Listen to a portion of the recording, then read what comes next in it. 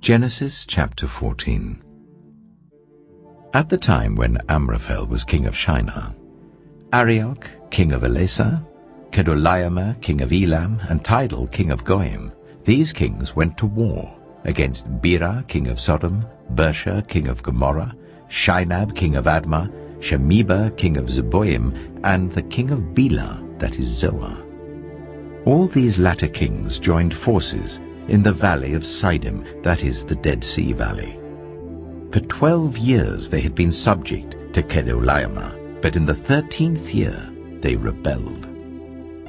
In the 14th year, Kedorlaomer and the kings allied with him went out and defeated the Rephaites in Ashtaroth-Karnaim, the Zuzites in Ham, the Emites in Sheva, Kiriathaim, and the Horites in the hill country of Seir as far as El-Paran, near the desert.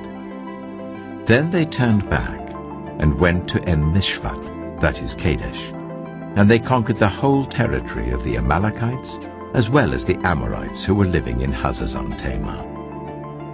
Then the king of Sodom, the king of Gomorrah, the king of Admah, the king of Zeboim, and the king of Bela, that is Zoar, marched out and drew up their battle lines in the valley of Siddim against Kedorlaomer, king of Elam, Tidal, king of Goyim, Amraphel, king of Shinar, and Arioch, king of Ellasar, 4 kings against 5.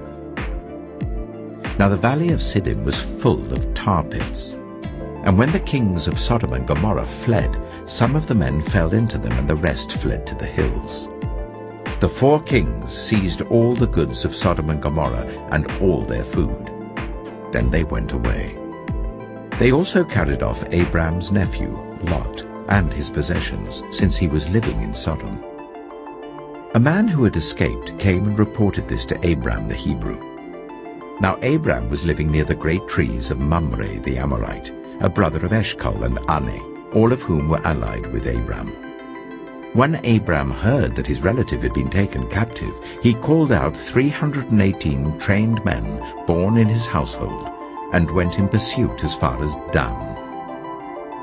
During the night, Abram divided his men to attack them, and he routed them, pursuing them as far as Hobah, north of Damascus. He recovered all the goods and brought back his relative Lot and his possessions, together with the women and the other people. After Abram returned from defeating Kedorlaomer and the kings allied with him, the king of Sodom came out to meet him in the valley of Shaveh, that is the king's valley.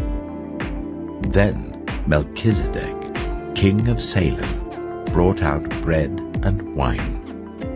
He was priest of God Most High, and he blessed Abram, saying, "Blessed be Abram by God Most High, creator of heaven and earth, and praise be to God Most High, who delivered your enemies into your hand."